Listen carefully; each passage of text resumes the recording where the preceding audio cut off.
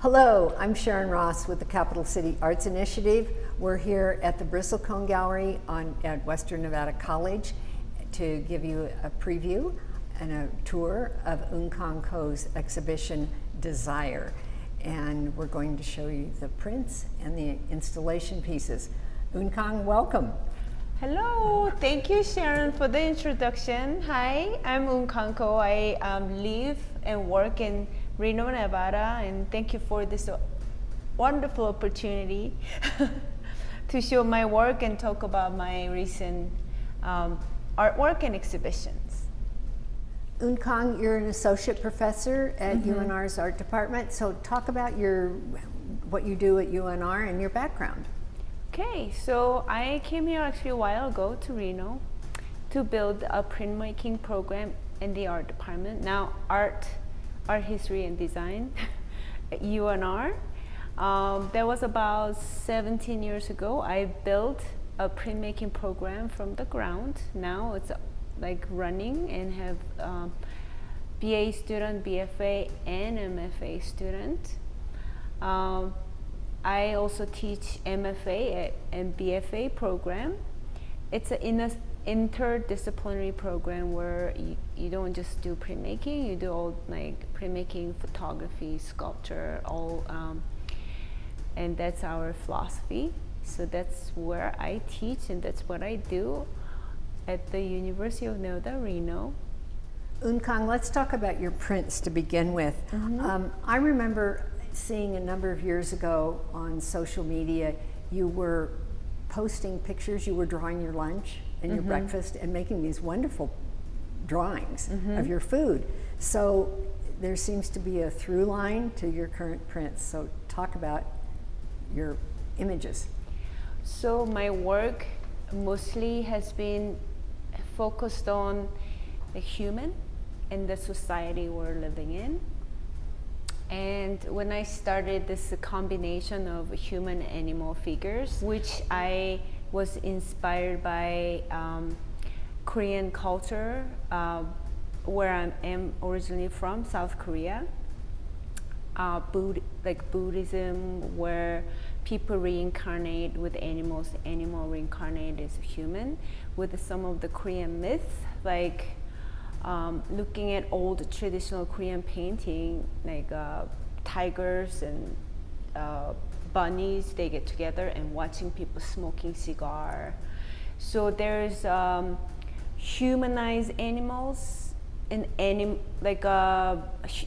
human who are described as animal. So it's kind of more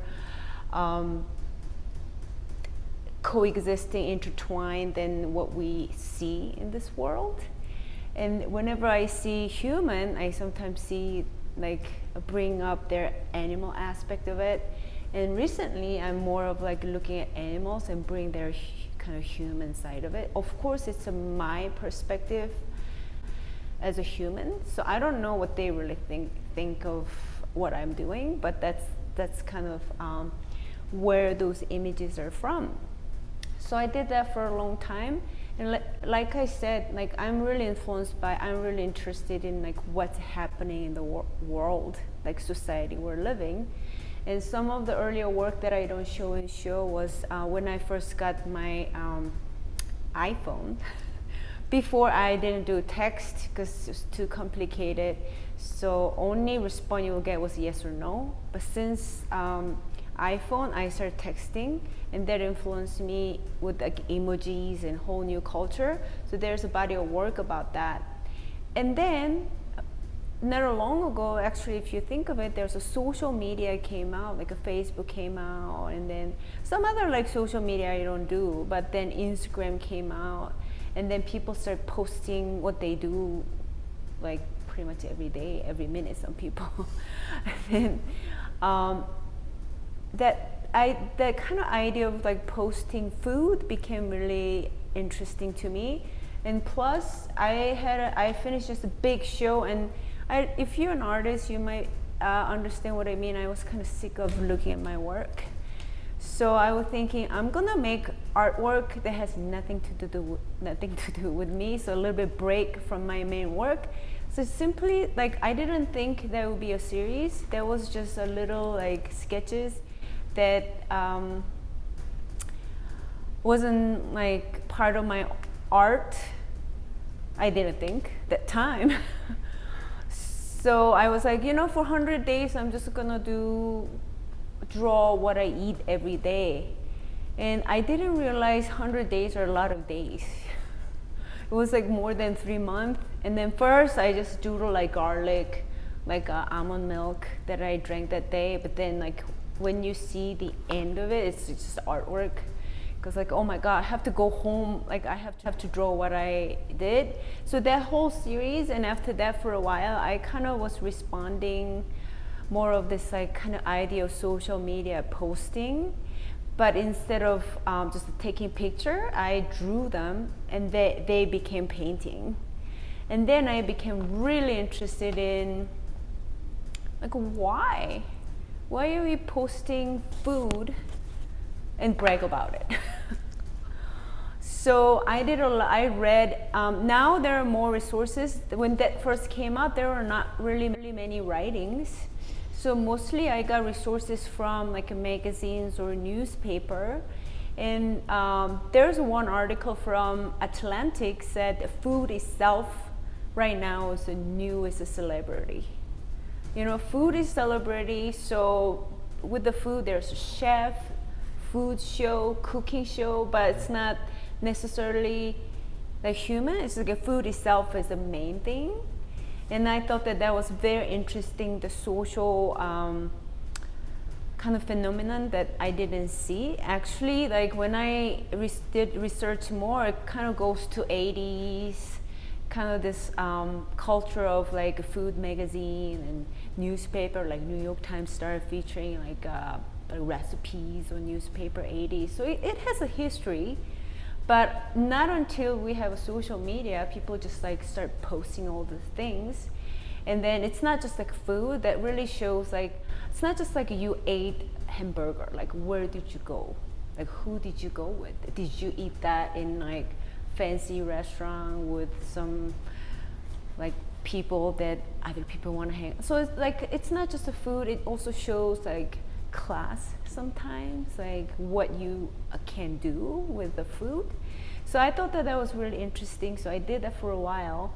And then over the last 3 years, slowly all food came into my creatures. So my creatures, the human and animal kind of figures, met the food. Eunkang, it seems to me that you invite viewers into your work with both humor and a bit of irreverence. Animals, cookies, quails, cakes, right there. You're sort of teasing us to look at ourselves in the same way maybe the animals look at us. Yes? No? Yes. I really enjoy the combination of humor and a little bit of grotesqueness or satire. Again, I see a lot of that kind of combination from traditional Korean painting, like old paintings called the minhwa, by working class. There was like high class, high art, and there was like working class art. And a lot of working class, it's just kind of interesting. Back then only 2%, 1%, now it's kind of similar. The 1% really high class with wealth, and the rest of them was just working class people. And I'm really interested in how they saw the world, like very kind of satirical, critical way, but they never miss the humor in it. So I really enjoy the combination. So all like my work has that kind of a little bit of a social comment, not necessarily like negative, but like still like a little bit of satirical kind of human, how foolish, how kind of silly we are compared to like animals, and kind of very complex kind of interaction. But again, like I said before, I'm very influenced by what's going on in the society. And what I didn't see coming was a pandemic, 2020. And since before pandemic and during the pandemic, after pandemic, my work changed. not significantly, but like that kind of the way I looking at my work in my studio practice changed a little bit. I had a very set kind of ideas of this satirical human world, and then when pandemic happened, all the shows, not just me, all the shows got canceled, and we didn't know what was gonna happen. And I always thinking about like, you know, it's my art, but also think about viewer a little bit, like, you know, just I want to include some of that like satirical aspect of it with the humor. But then pandemic, well, I don't know if I can even show my work. So what do I do? So I kind of start thinking, well, at least I just want to make work I like. Like, who cares what other people think? Like, as long as it makes me happy. So coming out of pandemic, my work tend to be a little bit actually happier. Looking at a quail run, I don't really have a lot of social comment. It's just combination of, I had a lockdown at home, and if you live in like Sierra Nevada or northern Nevada, I don't know other part of the nation, but I'm sure there are a lot of quails, and they're crack up. I found it very, very funny, and there a family of quail moved into my house. In the backyard, there are 8 of them, and then like I just love watching them whole pandemic, and then they just claim backyard is theirs. So with their interaction, with some of the fun element, like a food element, I started putting in. So this one is like literally all this like human quail creatures. They're running after little candy to pick up. That's how I sometimes see like quails. They don't fly, they just run like mom and dad, little kids, they all run together. So during the pandemic, the some of the prints, these are some of the good examples before pandemic and after pandemic. Like it shifted quite a bit.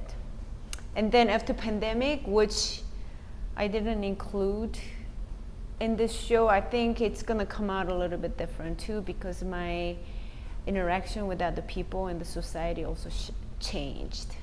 But most of the work in this show are right before pandemic or during the pandemic and right after.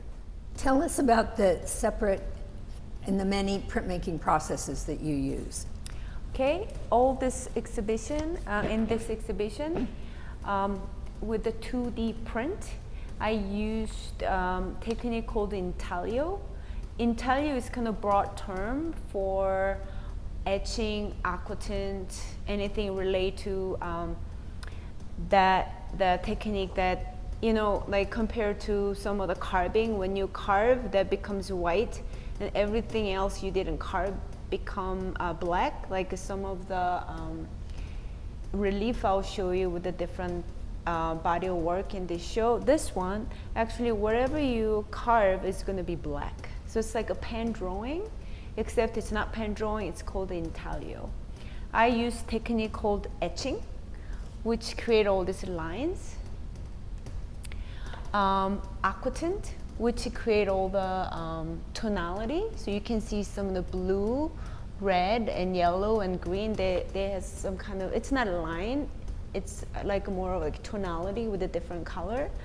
I use something called a colorgraph, which is a very cheap, effective way of creating background, colors, and images.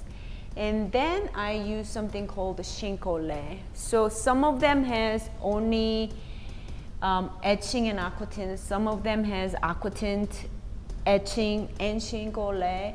Some of them has a colorgraph and aquatint and etching. And this one is etching, aquatint, and shinkole. So the one at the top is the after 3 glasses of blood Mary. Looking at this one, you will see like yellow, green, and red and blue. This is a 3 copper plate, and I had yellow plate, I had red plate, and I have a blue plate. So green is a result of combining yellow and blue plate. And then you see like this is red, but this is orange. Orange is a combination of yellow and red plate. So you stack them together and print not all at the same time, but 3 runs with the 3 different plates. This one has aquatint, lines are etching, and then colograph. This is usually what I use when I'm traveling and I can't really have a heavy copper plate. You just use a cardboard, and then simply you make when you look at closer, the texture of the background is quite different from this one, which is aquatint. This is called the colograph. And you cut mat board, like I get scrap mat board from frame shop. So it can be very cheap, and recycling, if you think about cheap and environment, also really good way to create images. You can also do etchings, but I did etchings with a copper plate, which I scratch them and then put it in the acid to create those lines. And then some of the yellow was aquatint, but then background was a colograph made of cardboard. And making colograph is super easy. I just have a same size a piece of cardboard and then peel it. And cardboard, the mat board is made of like layers of paper, so you can actually like tear the layers to, then that's how I create all these textures, and then coat it with the shellac or something, water resistance or oil resistance, and then I apply ink, and then it's the same as this one. I print from lightest to dark to create, like it was yellow and it was a green, so I created all this kind of lime colors between. It's a 4-color plate. This one is only 1 plate to create the bird, and then aquatint to create the background tonality, and then I have a really thin piece of red paper, and when I print, put those red paper on the top of the plate and then print through the press. So it's a 1 plate with a red color, but it looks like two different plates. In art, cheating is great, and I try to come up with any cheating I can possibly do without actually creating 3 plates. So some of the cheating actually came out pretty good. Eunkang, tell us all about this installation and your donuts, and the piece is titled Donut Dreams. So tell us everything. Yeah, so this was one of the example of the result of my work coming out of pandemic. I wanted to, in conjunction with some of the idea of a visual culture, when everything becomes like visual. So looking at social media or looking at YouTube, like a food becomes celebrity, and then people try to capture like as desirable as possible, like looking at the magazine, like, you know, like that really should bring the appetite of the food. And one of the recent also phenomenon by mostly young people called the mukbang on YouTube, and what you do is you pretty much watch other people eating on YouTube. As much as it sounds crazy, it is becoming very trendy, kind of popular thing for people to watch. And I have myself watched those, and I did have done some research by the like psychologist about why people do that. And there's one scientist said, like, actually watching people eating food makes you hungry another one, actually, in your sudden brain, like if you look at visually like other people eating, for some reason your brain is satisfied. Although you didn't eat it, like somehow like your brain like kind of recognizes satisfaction. So it's not like the taste, stomach, kind of the satisfaction, but visually you're very satisfied, and sometimes that really helps people like just enjoy visually. So I was like kind of thinking all this, since I'm just gonna do whatever I want, plus like that's really fascinating to me. So how far visually can I go with my work? So this series actually had some human body part, but I kind of eliminated the creature part, and then just to create like visually just fascinating donut that you cannot eat. Eunkang, these donuts are just amazing. The basic donut shape, the fabric that you used is not a commercially printed fabric. So tell us about what you did to get these fabrics. Yeah, so as a printmaker, also it's really interesting to explore different medium to print, different like surface to print. So I got really into printing on the fabric. Go and get a fabric, and then I printed the texture or lines and images. You can kind of see this one is red on kind of brown. This is like a light pink on dark purple. So I explore different color. Mostly they're cotton based, which is a little bit smoother to print, but color is different, and then color of inks are different. So I explore printing my images on the fabric. So that was the first stage of this work. And then usually other like a prints are the final product of my work, but then this one, the print becomes kind of secondary, like print become part of my sculpture, and then I figure out how to make donuts, and then second stage will be I'll just create a bunch of donuts with the different fabric that I printed on, and then sew them together, and then last stage, all stages are fun. First one, I had to really figure out how, like what kind of color can go really sit well on like what kind of fabric. And then second one, like I really have to focus on to make right shapes of donut. And third one was like all about decoration and like as colorful, vibrant as I could go. So I used like different like felt or like other fabrics, some of the beads, element, different kind of embroidery to create some of the lines. So that's how I create the donut with partially the screen printing process. And then these are not necessarily printmaking, but kind of idea of like creating multi images. I casted my hand.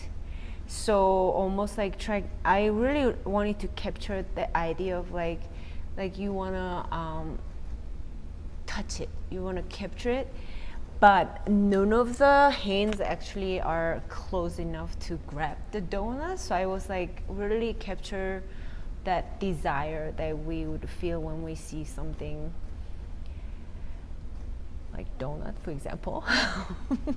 But you can enjoy it visually, but you cannot eat, you cannot taste it.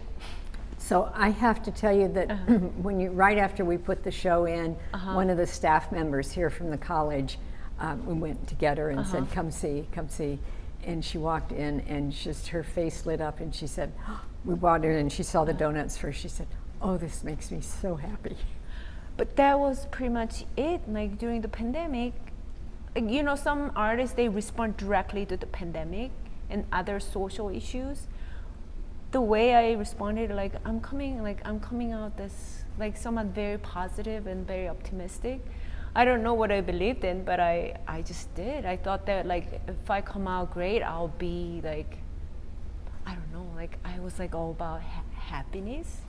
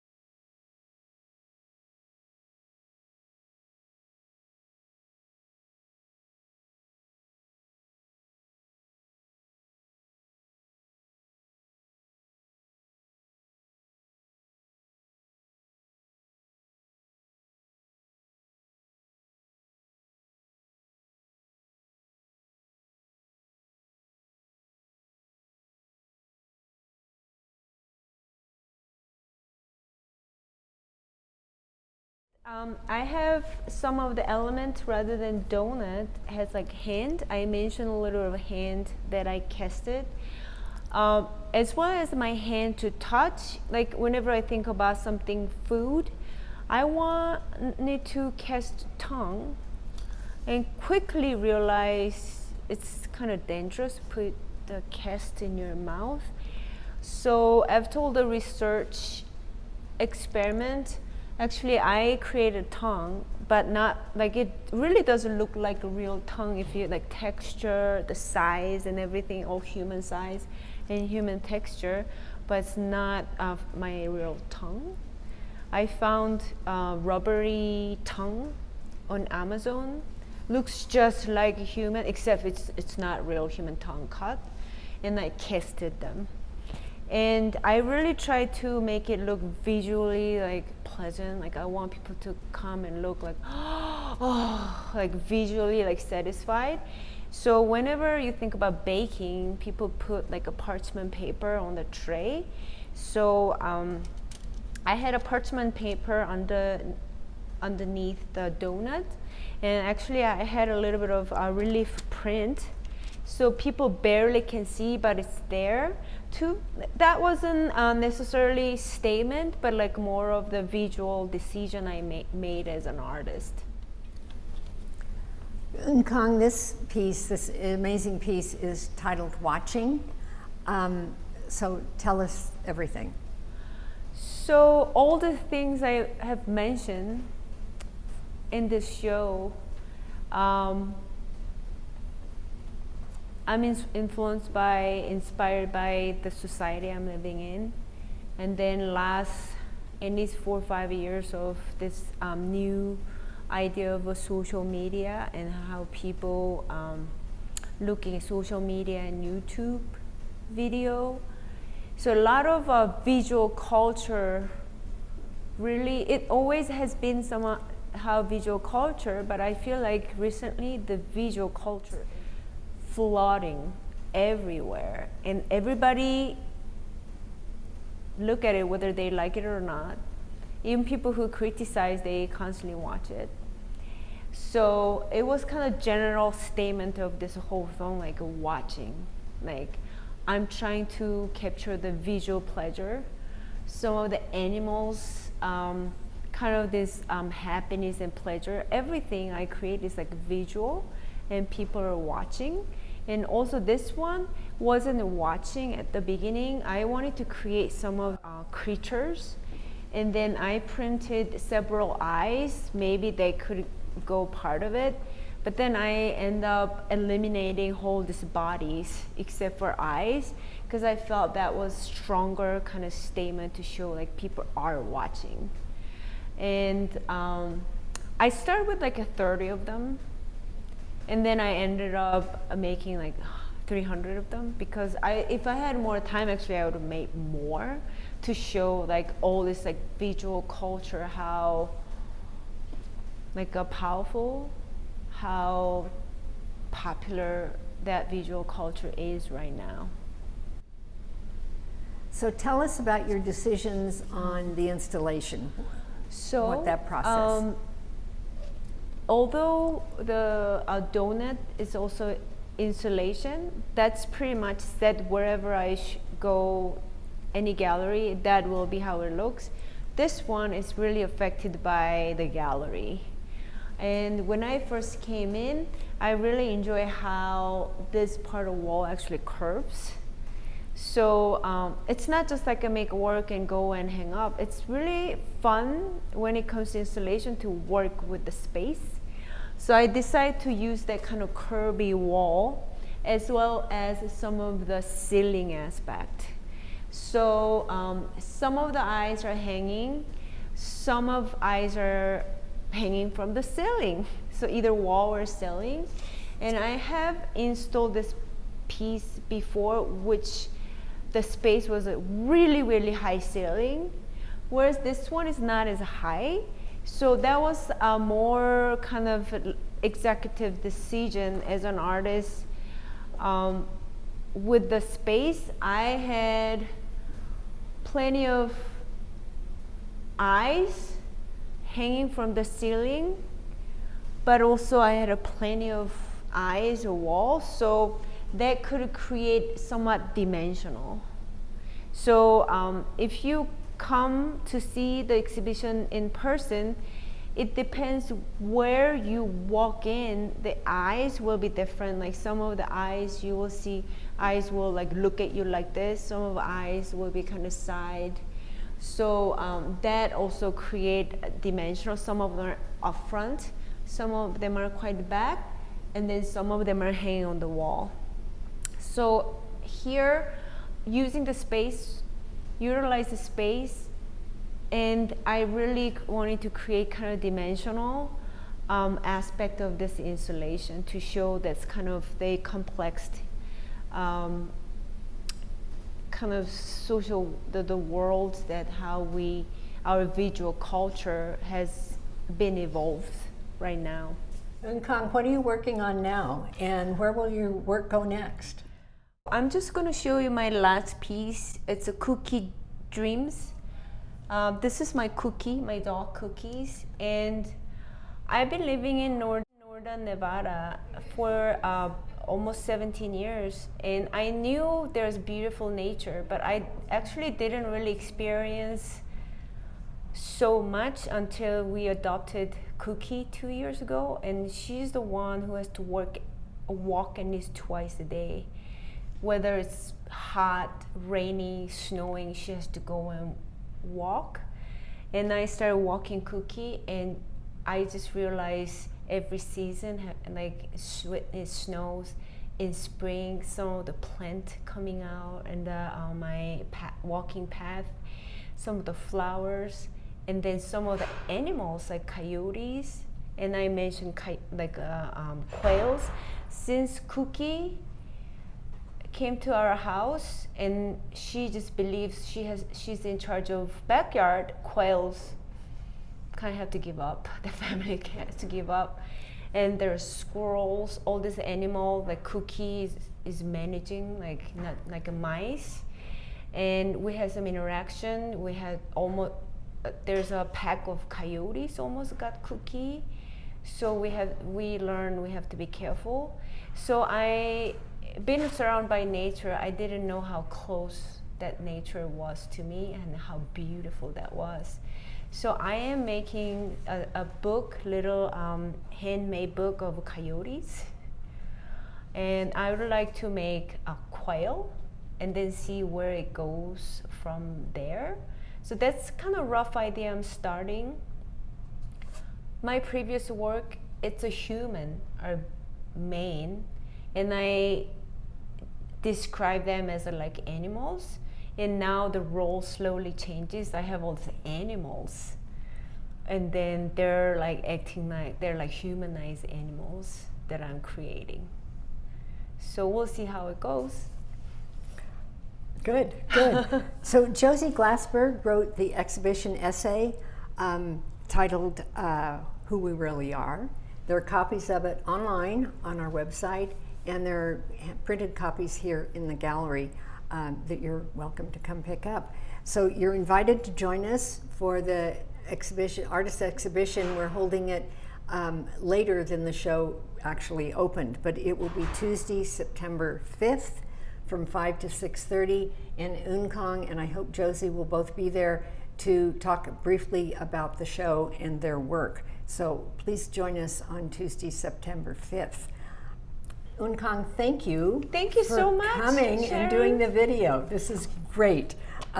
So we also want to thank the college and our generous funders for letting us have this incredible space. So you can follow CCAI on the internet, ccainv.org, and you can follow us on Instagram and Facebook, and the following slide will show you all of our generous funders that keep CCAI moving forward.